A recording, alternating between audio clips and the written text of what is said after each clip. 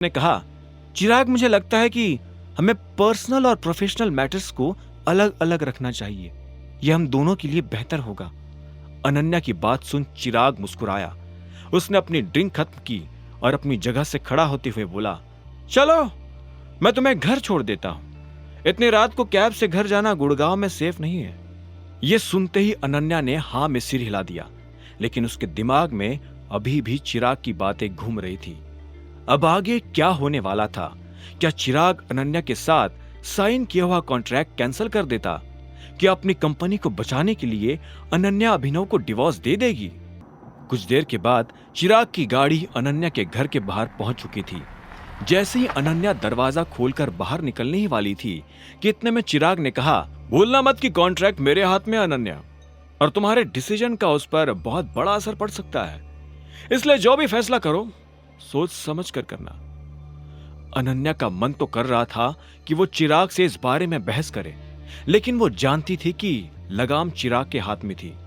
इसलिए उसने सिर्फ हाँ में सिर हिलाया और नीचे उतर गई। बगीचे से घर के दरवाजे तक जाने में अनन्या कई बातें सोच चुकी थी। वो चिराग से शादी तो नहीं करना चाहती थी, लेकिन अपनी कंपनी को बचाने के लिए उसकी जिंदगी में यह नौबत भी आ सकती थी। उसे लग रहा था कि वो कुएं से निकलकर खाई में गिरने जा रही थी। इससे पहले कि अनन्या अपने घर का दरवाजा खुलवाने के लिए घंटी बजाती, अचानक से दरवाजा अपने आप खुल गया। दरवाजे की उस तरफ अभिनव खड़ा था। अभिनव को यूं अचानक अपने सामने देख अनन्या के दिल की धड़कन बढ़ गई। जब उसने अभिनव के चेहरे को देखा तो पहली बार उसे ऐसा लगा कि अभिनव काफी हैंडसम है। भले ही वो गरीब था, लेकिन ये बात कोई उसका चेहरा देखकर नहीं कह सकता था। अनन्या ने अभिनव से कड़क आवाज में पूछा, तुम यहां क्या कर रहे हो? उसे उम्मीद नहीं थी कि वो अभिनव को दरवाजे पर इस तरह से पाएगी।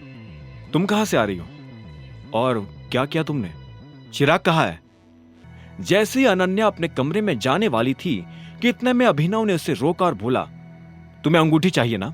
ठीक है, तुम्हें जो अंगूठी चाहिए मैं ला कर दूंगा, लेकिन तुम्हें प्रॉमिस करना होगा कि उसके बाद तुम किसी भी लड़के से डेटिंग के लिए नहीं मिलोगी। उस चिराग से तो बिल्कुल भी नहीं। यह सुनते ही अनन्या, जो कि कमरे में दाखिल होने वाली थी, उसने पलटकर अभिनव को देखा और देखते ही देखते उसके चेहरे पर हंसी आ गई। अभिनव अभी भी गंभीर चेहरे के साथ उसके सामने खड़ा था। अनन्या ने कहा, सीरियसली? मान लो कि अगर मैं कहूं कि मुझे डायमंड रिंग चाहिए तो तुम कैसे लाकर दोगे मुझे डायमंड रिंग? चोरी करोगे? कैसी बातें कर रही हो अनन्या? मैं तुम्हें चोर नजर आता हूं? तुम और तुम्हारी फैमिली मुझे जितना निकम्मा समझती है ना, मैं उतना निकम्मा हूं नहीं। अभिनव ने अनन्या की बात के जवाब में कहा। यह सुनते ही अनन्या जोर जोर से हंसने लगी। इतने भारी और स्ट्रेसफुल दिन के बाद अनन्या को इस तरह से खुलकर हंसने में काफी मजा आ रहा था। उसने हंसते हुए ही अभिनव से कहा, तुम बड़े मजाकिया हो अभिनव, लेकिन यह मत समझ लेना कि तुम हंसा हंसा कर मेरा दिल जीत लोगे। मैं अपना फैसला ले चुकी हूं और उस फैसले को तुम्हारा कोई जोक बदल नहीं सकता है। मैं ये मानती हूं कि तुम नाकारा हो, निकम्मे हो, और इसलिए मैं तुम्हें तलाक देना चाहती हूं। इस बारे में कल सुबह मैं पापा से भी बात करने वाली हूं। तुम एक चीज भूल रही हो, तुम तब तक मुझे तलाक नहीं दे सकती जब तक मैं ना चाहूं। मैं तुम्हें तलाक देकर रहूंगी और वो दिन भी जल्दी आएगा, बहुत जल्दी। अनन्या ने इतना कहा और अपने कमरे के अंदर जाने लगी, लेकिन इससे पहले कि वो कमरे में दाखिल होती, इतने में वो फिर से पलटी और बोली, अरे हाँ, एक और चीज, आज तुम इस कमरे में नहीं सोने वाले हो। अगर तुम्हें सोना ही है तो जाकर नौकरों वाले कमरे में सो जाओ। इतना कहते ही अनन्या ने कमरे का दरवाजा बंद किया और अंदर चली गई। अभिनव फिर से अनन्या के कमरे के बाहर बेसहारा सा खड़ा रह गया था। इस वक्त उसे मोंटी की सबसे ज्यादा याद आ रही थी।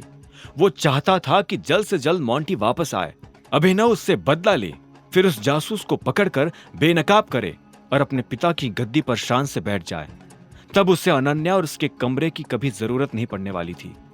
जो लोग उसकी बेइज्जती करते थे, उसे गरीब कहते थे, अभिनव उन सभी को दिखाना चाहता था कि वो लोग अभिनव को नहीं, टाइगर को गाली दे रहे थे। नहीं, अगर मुझे लोगों को बताना पड़े कि मैं टाइगर हूं और तब वो मेरी इज्जत करे, ये अच्छा नहीं है। इन लोगों की इज्जत तो मैं कमाऊंगा, और वो भी इन्हें बिना बताए कि मैं कौन हूं। अभिनव ने अपने आप से कहा और एक गहरी सांस लेकर नौकरों के कमरों की तरफ बढ़ने लगा। जब वो कमरे में दाखिल होने ही वाला था कि तभी उसके फोन पर एक मैसेज आया। ये मैसेज प्रोटॉन पब्लिसिटी नाम की एक कंपनी की तरफ से अभिनव को आया था। वो अभिनव को अपनी कंपनी में नौकरी पर रखना चाहते थे। अभिनव ने इस कंपनी का बहुत नाम सुना था, लेकिन जब उसे पता चला कि ये कंपनी उसी की है तो उसके होश उड़ गए। उसने सपनों में भी नहीं सोचा था कि वो इतनी बड़ी कंपनी का मालिक हो सकता है। अगले दिन सुबह अभिनव तैयार हुआ और सीधा प्रोटॉन पब्लिसिटी कंपनी के ऑफिस पहुंच गया। उस कंपनी की बिल्डिंग अभिनव की उम्मीद से भी ज्यादा बड़ी थी। बिल्डिंग देखकर अभिनव की नजर में अपने पिता की इज्जत और ज्यादा बढ़ गई थी। वो इस वक्त बता नहीं सकता था कि अंदर से उसे कैसा महसूस हो रहा था। अभिनव दरवाजे से अंदर दाखिल हुआ और कॉरिडोर में चलने लगा। उसकी नजर अभी भी बिल्डिंग पर से हटने का नाम ही नहीं ले रही थी। वो एक बहुत बड़ी बिल्डिंग थी जहां पर काफी सारे लोग काम कर रहे थे। हाय, अभिनव ने इस बीच एक लड़की से कहा जो अपने फोन पर किसी से बात कर रही थी। उस लड़की ने अभिनव को 1 सेकंड के लिए रुकने को कहा। अभिनव वही खड़ा हो गया था। जैसे उस लड़की की बात खत्म हुई तो उसने अभिनव से पूछा, जी, how may I help you? जी, मेरा नाम अभिनव गढ़। इससे पहले कि अभिनव अपना असली नाम बताता, उससे अपनी आंखों के सामने वो ऑफर लेटर नजर आने लगा था जो उसे कल रात मिला था। उसमें अकरम ने अभिनव का सरनेम गढ़वाल से बदलकर शर्मा कर दिया था ताकि किसी को अभिनव पर शक न हो। ऐसे में अभिनव ने अपनी गलती सुधारी और उस लड़की से बोला, जी, मेरा नाम अभिनव शर्मा है और मैं यहाँ। इससे पहले कि अभिनव अपनी बात पूरी कर पाता, उस लड़की ने अभिनव की बात बीच में काटी और बोली, अच्छा, तो तुम ही हो अभिनव शर्मा, न्यू ज्वाइनी, वो सेक्रेटरी वाले पोस्ट के लिए? हाँ जी, वो मैं ही हूँ। अभिनव ने मुस्कुराते हुए उस लड़की की बात का जवाब दिया। उस लड़की ने हाँ में सिर हिलाया और बोली, ठीक है, आप वहां से लिफ्ट ले लीजिए फॉर 10th फ्लोर। फिर लिफ्ट से बाहर निकलते ही राइट हैंड साइड पर पहला ऑफिस आप ही का है। यहाँ जितने भी सेक्रेटरीज काम करते हैं उनका ओवरऑल हेड आपको वहीं पर मिलेगा। अभिनव ने हाँ में सिर हिलाया और उस लड़की को थैंक यू बोलकर लिफ्ट की तरफ बढ़ने लगा। जब वो लिफ्ट की तरफ जा रहा था तो वहां काम करने वाले बाकी लोग उसे घूरते हुए देख रहे थे। अभिनव को समझ नहीं आ रहा था कि सारे लोग उसे इस तरह से घूर क्यों रहे हैं। कुछ देर के बाद जब लिफ्ट का दरवाजा खुला तो अभिनव 10वें माले पर पहुंच चुका था। जब वो लिफ्ट से बाहर आया तो इधर उधर देखने लगा तो उसने पाया कि एक भी आदमी कॉरिडोर में नहीं था। अभिनव को लगा कि क्योंकि इस फ्लोर पर सभी बड़े लोग बैठते हैं, शायद इस वजह से सब अपने अपने कामों में बिजी होंगे। अभिनव अपनी राइट हैंड साइड पर बने कैबिन की तरफ बढ़ने लगा था। उसने कैबिन का दरवाजा खटखटाया, लेकिन उसे अंदर से कोई जवाब सुनाई नहीं दिया। उसने इस बार और जोर से दरवाजा खटखटाया, लेकिन अंदर से फिर से कोई जवाब नहीं आया। ये देख अभिनव हैरान हो गया। उसे समझ नहीं आ रहा था कि अंदर चल क्या रहा है। आखिर में जब दरवाजा नहीं खुला तो अभिनव ने खुद ही दरवाजा खोलने की ठानी और दरवाजा खोल दिया। जैसे ही उसने दरवाजा खोला और सामने जो चल रहा था वो देखा तो उसकी आंखों की पुतलियां जमीन पर गिर पड़ी। अंदर बहुत जोर से म्यूजिक बजने की आवाज सुनाई दे रही थी। रूम के साउंड प्रूफ होने की वजह से अंदर की आवाज बाहर नहीं आ रही थी। वो एक बड़ा सा हॉल था जिसमें ज्यादातर जगहों पर अंधेरा था और कहीं कहीं पर रंग बिरंगी लाइट्स लगी हुई थी। हर तरफ शराब की बोतल्स और खाने की चीजें बिखरी पड़ी थी और अंदर मौजूद लड़के लड़कियां उस तेज म्यूजिक पर सब कुछ भूलकर नाचते जा रहे थे। अभिनव को अपनी आंखों पर विश्वास ही नहीं हो रहा था। उसने फिर से दरवाजे के बाहर झांक कर देखा। वो ये देखना चाहता था कि वो किसी कंपनी में था या फिर क्लब में। आखिर में उसने दरवाजा बंद किया और अंदर दाखिल हो गया। अभिनव अंदर आ गया। इस बात की किसी को भी भनक नहीं लगी।